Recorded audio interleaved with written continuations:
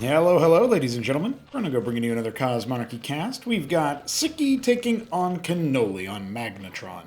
And you know what that means? Zerg versus Zerg. Well, we have been told that this is Zergcropolis. We have been told that this is going to be a whole lot of Zerg here. And Sziky going for a Hydrith first tells me he's already going to be experimenting a little bit in this matchup. He knows that he might be going up against Hamster in our Throne Room Stage Grand Final for Acropolis number 4, as Sziky has been our first finalist. The lower bracket consists of 3 races, but not the 3 that we're used to. It's Ayud as Protoss, it is Hamster as Zerg, and it is Shopkeeper Dog as a Skozy. And that is the top 4 of this early, the first Throne Room stage of the first Acropolis of 2026. So thanks for joining us for that. Kenoli bowed out prior to reaching Throne Room. We'll see what he ends up doing in the interim, because he has been playing a lot of Cosmonarchy anyway, which tells me a thing or two about his psychology. Larvosk to spread the Kagra off to the side, then he goes for his pool. Pretty bog standard approach, but we've got a Hydra and an IZ on the way for Sziky. And he does like his Zerg. He does enjoy that unit, so I'm just interested to see what he ends up doing with all of that. Kenoli going for that expansion. It's kind of neat to see. Kenoli obviously went through a period of time doing hatch first. But I've just noticed in general, Zerg players are experimenting with building a lot more macro hatches and relying a bit less on the Larvosk. So I think that's just a neat way for the race to have that tension point. You know, the fact that there's maybe this understanding, this evolution of the metagame where Zerg players recognize that sometimes it's better to build the hatch and sometimes it's better to build the Larvosk, and it's going to come down to your mineral versus gas balance, which was always the intention. Now, Sziky has neglected to expand here, despite the money. I'm going to go ahead and correct that error now. His Hydra moving across the map is an announcement that he's gone Hydrith first, and the Zets are going to try to chase it down. Kenoli, not known to be a micro mad lad, but the Quas don't really need much microing here, and so the Hydra does just need to abandon the ship for now. Maybe can make a beeline to the 10 sender, but Sziky actually wants more scouting intel, wants more information. So, of course, you give him a unit that's as nimble as the Hydra can be, and he's definitely going to make magic happen with it. Or at least he's going to attempt to. The IZs push away the Zets, and the Hydra just confirms that there's an expansion after all, which wasn't able to do beforehand. So that's some information for Sziky. Man, Magnetron was the site of quite a banger between him and AOT in the Throne Room stage, if you guys remember that one. He might end up getting pinned to the wall here. Indeed, the Quas finishes him off. That's not typical of the matchup, unit head-to-head. And we see a lot of atypical things in Cosmonarchy, I think. It's pretty neat. Kenoli could go for a macro hatch, but right about now looks like just planning on making some more units. He's actually holding the workers for some time, holding the larva for some time, seemingly waiting for, I don't know, some confirmation that there might be an attack coming. Garrisons the Tensender. The Quas didn't scout the IZs, so 5 IZs coming across. They can just ignore the Quas here and try to roll on past, or certainly get right into melee range. Obviously, good micro pullback there. The Zets are going to do a lot of damage, a lot more damage than the Quas can, that's for sure. And good split after the fact for Kenoli makes that attack a little untenable. If Sziky chose to just sort of walk past and stutter step between each attack, might have been a better story, because the Zeth itself obviously has to sort of give chase and lose out on its own DPS, but that didn't end up being something that occurred. Sziky going for the Hydrith Den. Might see him try the Tethzorokor. This is a tactic that he had used against him on this very map by Art of Turtle. So pretty nifty little move there, in my opinion. Bunch of Zeths being made. Circuits for Kenoli, so he doesn't need to invest quite so much into the unit defense. He can use some static D to get the job done. And a Larvosk in the natural as well. Okay. Tells me maybe he wants to try injecting a couple more workers into his line. Looks like Sziky trying to go for another expansion here. The Zeth narrowly looks like it might miss out on that. Otherwise, I feel like Kenoli would have taken the opportunity there. But of course, as the static defense is starting to come online here for Sziky, and the unit count is pretty low, the IZ's getting run out by the pool units. Circuith here almost picks that Zeth. One drive-by Drolef hit would have done it. And there he goes. He finally gets popped. 4 skets are on the way. Sziky practicing the style, it seems. This is the kind of thing that, as a competitor, you're going to look at this game, win or lose here. Sziky is in a position where he's a favorite against Kenoli, but Kenoli's always been a weird Zerg sniper anyway. Sziky, though, practicing Den and practicing Skith tactics in particular, it kind of tells me that he's got more legs to him than maybe what a lot of players would immediately think in this particular matchup. So if you're Hamster, you're looking at this cast like, damn, okay, I can't always expect him to go pool first, potentially. Third base going to be coming down here on the double gas position here for Sziky. Comparatively, Kenoli happy to take a mineral only. Even workers, got to give some credit over to Kenoli. The one Quaz in that Tensender is going to annoy Sziky. He's up to 7 skits, but 4 towards the front, the other 3 trying to catch back up. If he engages with the Izzies, this basically is a route for the Skiths, or for the Quaz rather, it feels like. There's really no way you can help deal with that. Calculator Lake on the way to try to provide some of that much needed anti-air, but the Quaz is actually able to focus down individual Skiths because the Izzies were busy dealing with those Zeths. So once again, the Zeths really being a nuisance for Sziky. Reinforcing Skithrokors do come in. He's got 3 remaining after losing his initial 4. And that does look like it'll be a routing. The Circuit's really helping out against the Izzies, so no attack at all. Going to continue forward. The Skits are going to dive back in the other way. Actually got his Izzies loose, and he finishes off the Quaz on the high ground, tells him, oh yeah, there's a base over here. I can take care of that. Izap, obviously in the business of hatching more Skits, but the swamp coming means that we will be seeing these Tethzorokors turn into Teths, a very important tactic here. Obviously a humongous amount of pool units coming out for Kenoli, not bothering to droll up for his natural. 15 pairs of Zeths and 6 Lyra on the way to help deal with that air stack that is fermenting. Yeah, can you tell that the armor here is helping out? He's only now down to half HP. Okay, he'll continue the antics. Of course, the one Quaz not able to really do much damage. So down it will finally go, and that will be King of the Hill for Sziky. 4 more Skits in production. He just finished a few more anyway, so now he's going to get those Teths.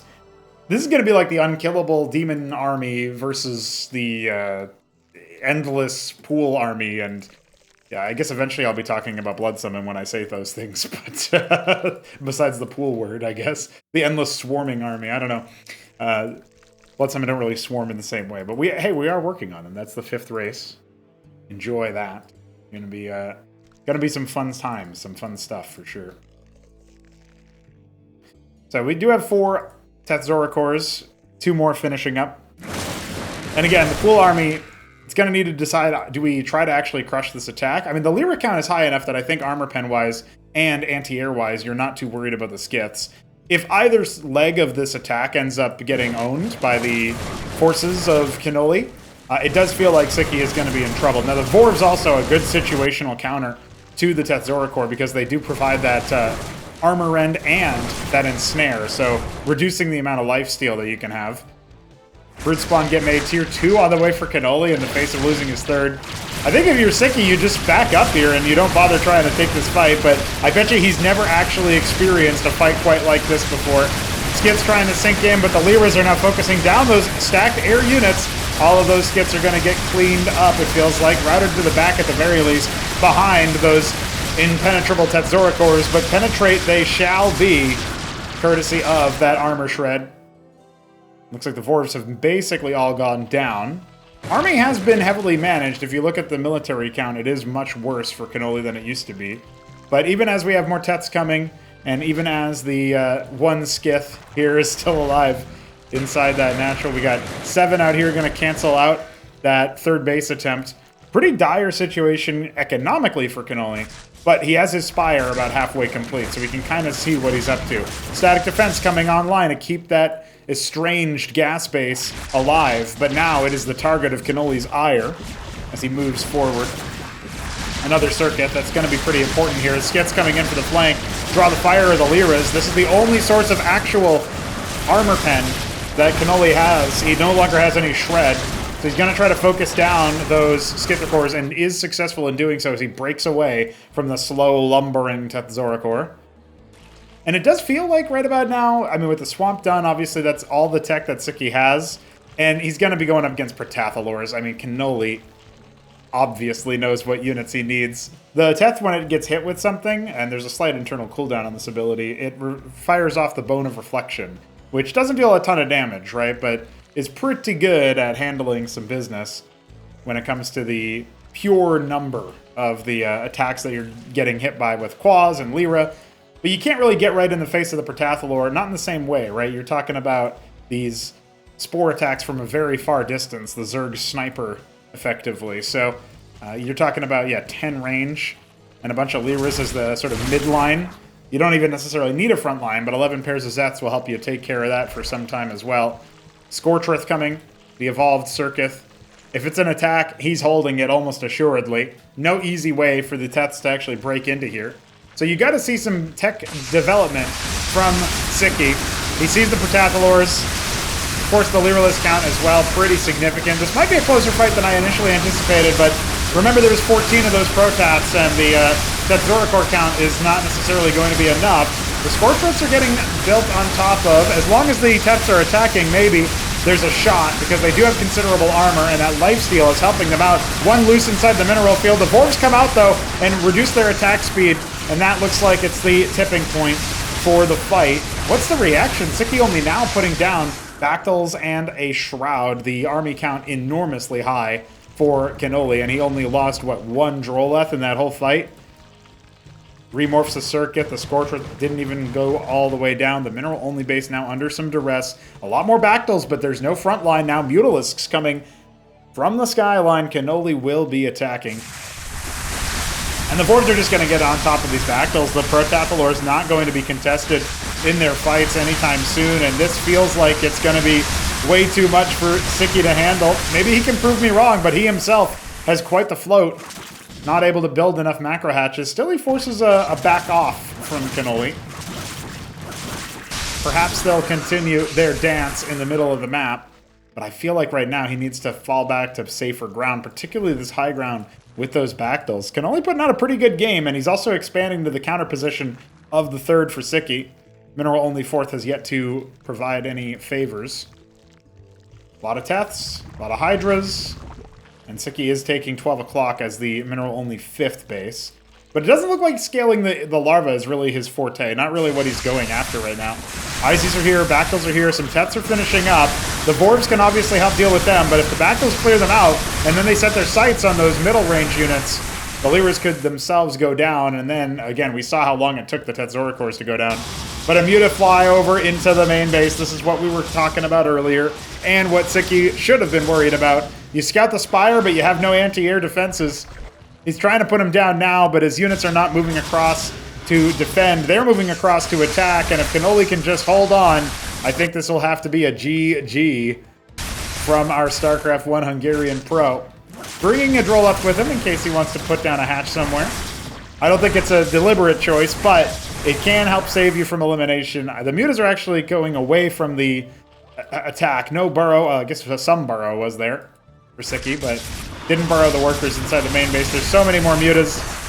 14, even before the 10 that were dispatched earlier, end up returning to sender. Khazetrith in the natural. It looks like maybe this third base that's giving him Kenoli a big gas injection will be taken care of in that way, though.